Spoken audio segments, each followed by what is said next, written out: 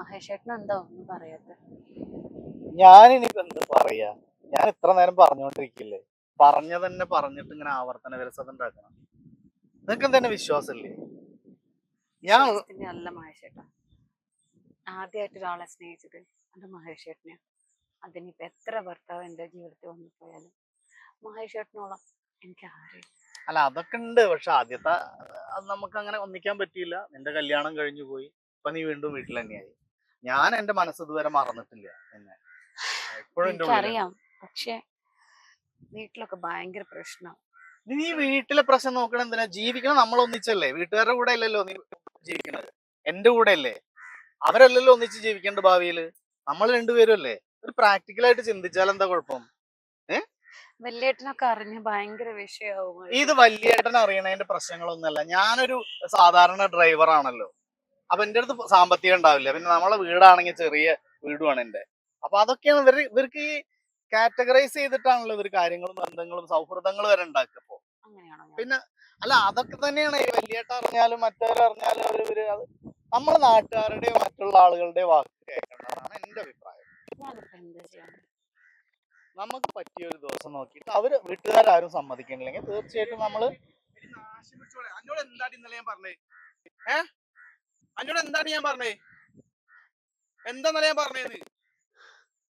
ഇത് ഒഴിവാക്കാൻ പറഞ്ഞേ. ഞാൻ എല്ലാം സംസാരിക്കാൻ എന്ത് സംസാരിച്ചിട്ട്? അന്നോട് ഞാൻ പറഞ്ഞിട്ടുണ്ട്, ഒരിക്കൽ ഞാൻ വാണിങ്ങ ഇവള് പോലും അറിയാതെ ഇവിടെ പിന്നാലെ നടക്കരുത്, ഇവിടെ പിന്നാലെ നടക്കരുത്. എന്ത് യോഗ്യത തനിക്കുള്ളത്? നീ എന്തൊക്കെയാ പറയണത്? അഞ്ചു മുണ്ടരുത്. എന്നോട് പറയാനുള്ളൊക്കെ ഇന്നലെ ഞാൻ പറഞ്ഞു കഴിഞ്ഞതാ. എനിക്ക് എന്ത് യോഗ്യതകളാ ഞങ്ങളെ എന്ത് യോഗ്യത കുറവാണ്? എന്ത് യോഗ്യതയാണ് ഞങ്ങളെ കുടുംബത്തിൽ? ഇത് പറഞ്ഞോണ്ടാ എനിക്കുള്ള യോഗ്യത കുറവ് നിങ്ങളെ ഞാനൊരു ബസ് ഡ്രൈവർക്ക് കെട്ടിച്ചു കൊടുക്കൂല. ഒരിക്കലും ഒരു കുഴി പോയി ചാടിയതാ.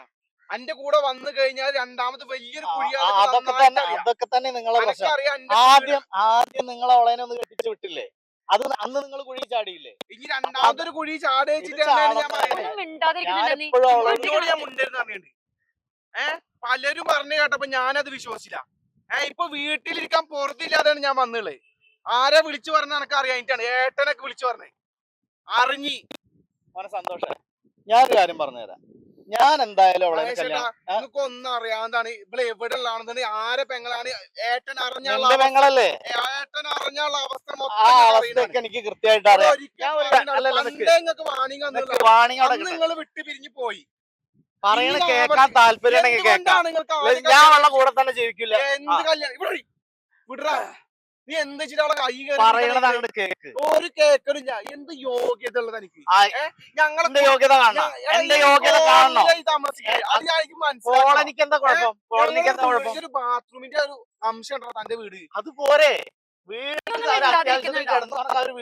എന്നോട് ഞാൻ പറഞ്ഞില്ല മഹേഷ് ഏട്ടാ, ഉള്ളൊരു കാര്യം പറഞ്ഞു. നിങ്ങൾക്ക് ഇത് കുട്ടികളി. നിങ്ങൾക്കത് കുട്ടിക്കളിയാ. ആരത് പറഞ്ഞ? എനിക്കത് കുട്ടിക്കളിയാന്ന്.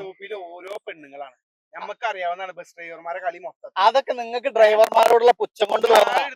ഏത് ഡ്രൈവർമാർക്കാണ് ബസ് സ്റ്റോപ്പില് പെണ്ണുങ്ങളില്? അതൊക്കെ നിങ്ങളുടെ മനസ്സിന്റെ സങ്കുചിതത്വം കൊണ്ട് തോന്നണം. നിങ്ങളൊക്കെ ഇടുങ്ങിയ ചിന്താഗതി കൊണ്ട് തോന്നണാണ് അതൊക്കെ. ഒരു കുഴി ചാടി. നിങ്ങൾ ചാടിച്ച്, നിങ്ങൾ കൊണ്ടുപോയി ചാടിച്ച്. ഞങ്ങൾ തെറ്റില്ലാന്ന് പറയുന്നത്. രണ്ടാമതൊരു കുഴിയിലോളെ ചാടിക്കൂല. ആരെ വേണമെന്നുള്ളത് ഇപ്പൊ തീരുമാനിക്കാം. ഈ നിമിഷം തീരുമാനിക്കാം. ഇന്റെ ഒപ്പം വരണ അതോ ഓന്റെ ഒപ്പം പോണാന്നുള്ളത്. എന്ത് തീരുമാനിച്ചാലും ഈ സഡൻലി അതാണ് ഏട്ടൻ പറയുന്നത്. ഓൾ അവിടെ വെച്ച് തീരുമാനിക്കുക. അതിനെ കൂട്ടി വീട്ടിൽ കൊണ്ടുപോകണോ അതോ അല്ലെങ്കിൽ ഓന്റെ ഇറങ്ങി പോണെന്നുള്ളത് രണ്ടാണ് തീരുമാനിക്കുക. എന്നൊരു കാര്യം പറയാം. ബസ് ഡ്രൈവർക്ക് ഒരു പെണ്ണിനെ പോറ്റാനുള്ള എല്ലാ യോഗ്യതയുണ്ട്, ഒരു കുറവുമില്ല. ഈ ഓന്റെ വീട് കണ്ടല്ലേ? നമ്മളെ വീട്ടിന്റെ ശതമാനം സൗകര്യം ഇല്ല. നമുക്ക് നന്നായിട്ട് അറിയാം. ഞാൻ അയാളുടെ വീട് കണ്ടിട്ടില്ല. എന്ത്